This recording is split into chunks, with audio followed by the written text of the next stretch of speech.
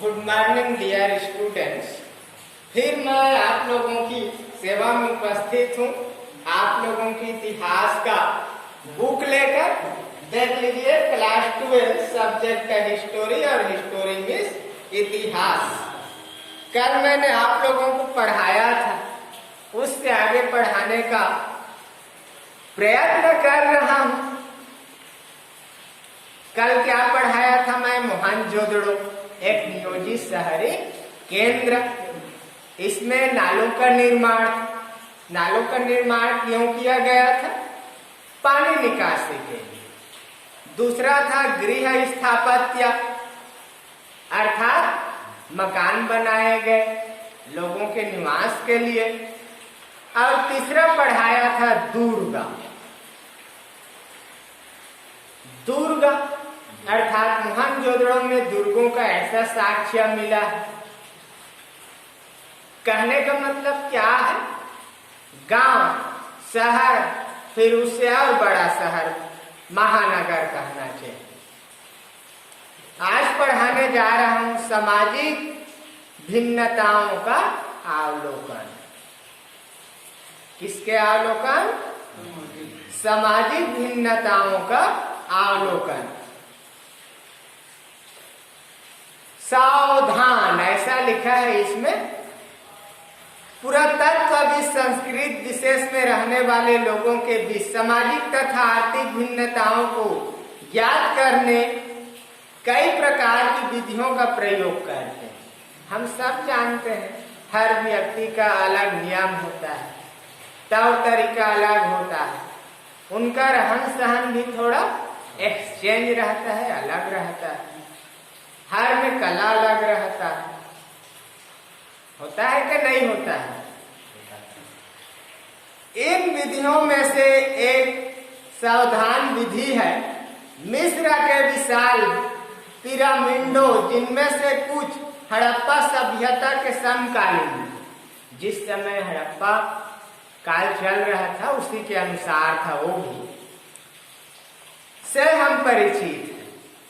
इनमें से कई पिरामिड राजकीय सावधान थे, जहां बहुत बड़ी मात्रा में धन संपत्ति दफनाई गई थी। कहानी सुने बजरबट्टू वाला? क्या किया रहता है उसमें? ढेर सारे रुपये, पैसे, सोने चांदी को बजरबट्टू में रख कर जमीन के अंदर गाड़ दिया रहता है। ऐसा कुछ कहानी बना है, जिसको क्या है, बिल्ली या जो डाग है वह अपने पैरों के माध्यम से खोद करके निकाल देता है और उसका मालिक मालामाल हो जाता है। क्या उसी प्रकार से इसमें क्या कहा गया है? जहां बहुत बड़ी मात्रा में धन संपत्ति दफनाई गई थी। हड़प्पा स्थलों से मिले सावधानों में मृतकों को गर्तों में दफनाया गया। इन सावधान गर्तों की बनावट एक दूसरे से अलग होती थी। कुछ स्थानों की गर्तों की सतहों पर ईंटों को रचा गया था। मकबरा कहना चाहिए। जैसे इंसान को मृत्यु के बाद दफना दिया जाता है और दफनाने के पश्चात उसके ऊपर ईंटों के माध्यम से क्या कर दिया जाता है? मठ का निर्माण कर दिया जाता है। किया जाता है ना।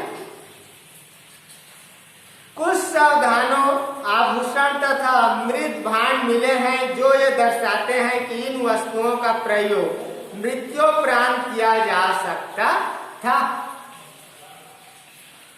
आप लोगों को पता है मनुष्य जब इस देह को छोड़कर परलोक सुधार कर जाता है, मात्र शरीर बच जाता है, तो उसके दाह संस्कार किया जाता है। तो उसके साथ कौन कौन से चीज उसको अर्पण किया जाता है, दिया जाता है, इसी के बारे में इस इतिहास में पता चल रहा है। सावधान के माध्यम से उस समय भी क्या है, लोगों के शरीर छोड़ने के बाद, शरीर त्यागने के बाद दाह संस्कार या दफन का जो कार्यक्रम था, नियम कानून था, उस समय भी यह प्रचलित था।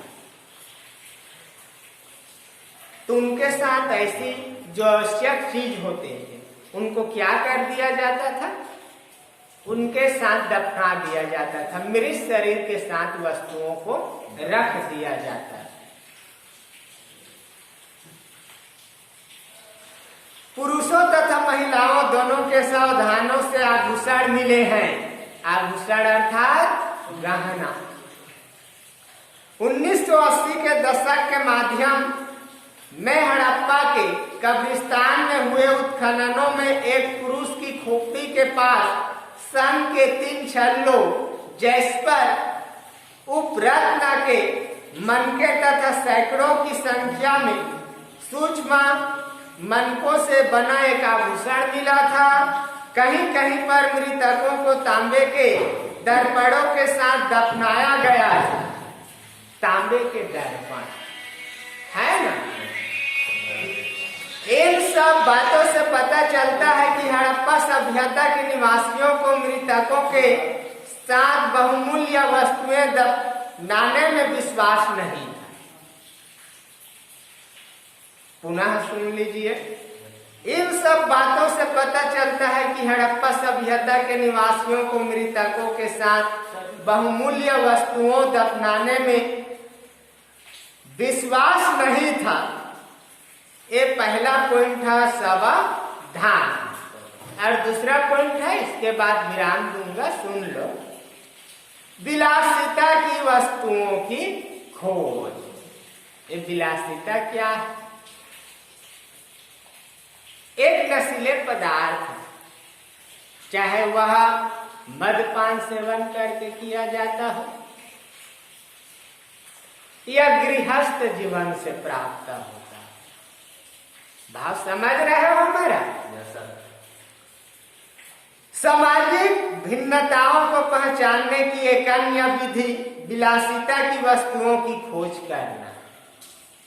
ऐसी पूरा वस्तुओं का अध्ययन जिन्हें पूरा तत्वविद मोटे तौर पर उपयोगी तथा विलास की वस्तुओं में वर्गीकृत करते हैं।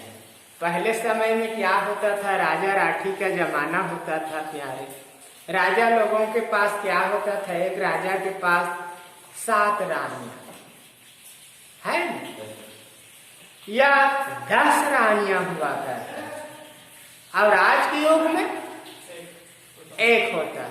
तो राजा लोग क्या करते थे, विलासिता में डूब जाते थे, जिनके कारण उनके राज दरबार ठप पड़ जाता था। कोई बाहरी आक्रमणकारी आकर युद्ध में क्या कर देता, राजा को पराजित कर देता और वह स्वयं वहां का राजा बन बैठता। आप लोग तो सुने होंगे। पहले वर्ग में रोजमर्रा के उपयोग की वस्तुएं सम्मिलित है, जिन्हें पत्थर अथवा मिट्टी जैसे सामान्य पदार्थों से आसानी से बनाया जा सकता है। इनमें चक्कियां, मृद भांड, सुइयां, झावा आदि शामिल है। ये वस्तुएं सामान्य रूप से बस्तियों में सर्वत्र पाई गई। कहाँ पाया गया? बस्तियों में, गांवों में। पुरातत्वविद उन वस्तुओं को बहुमूल्य मानते थे जो दुर्लभ हो अथवा महंगी, स्थान या स्तर पर उपलब्ध न होने वाले पदार्थों से या जटिल तकनीकों से बनी हो।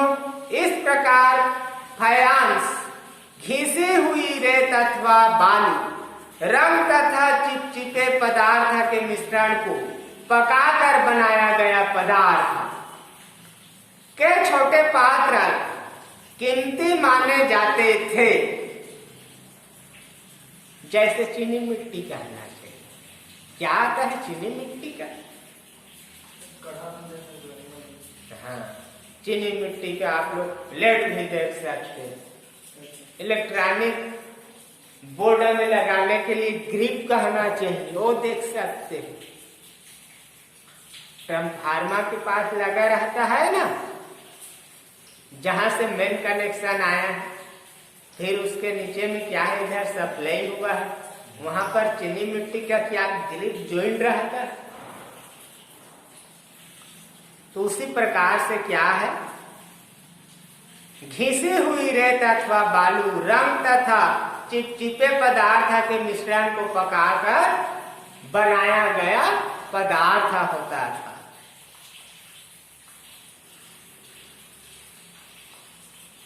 आगे देखते हैं, स्थिति तब और कठिन होती है जब हमें दैनिक उपयोग की वस्तुएं जैसे तकलियां जो फायांस जैसे दुर्लभ पदार्थ से बनी मिलती है।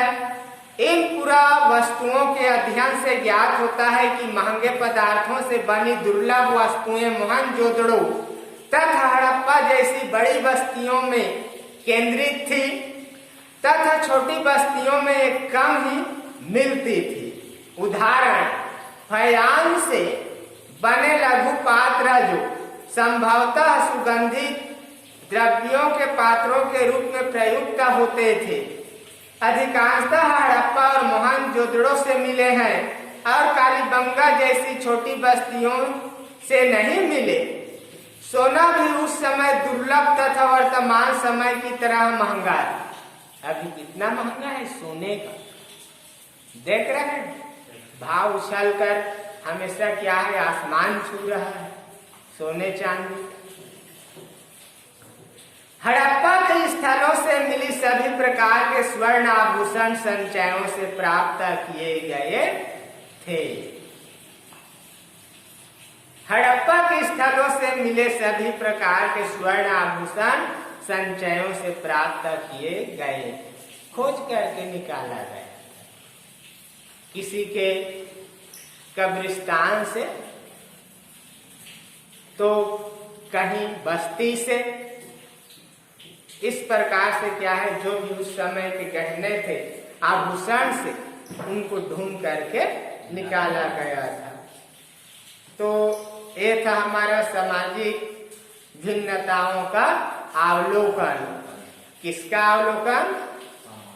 सामाजिक भिन्नताओं का अवलोकन था।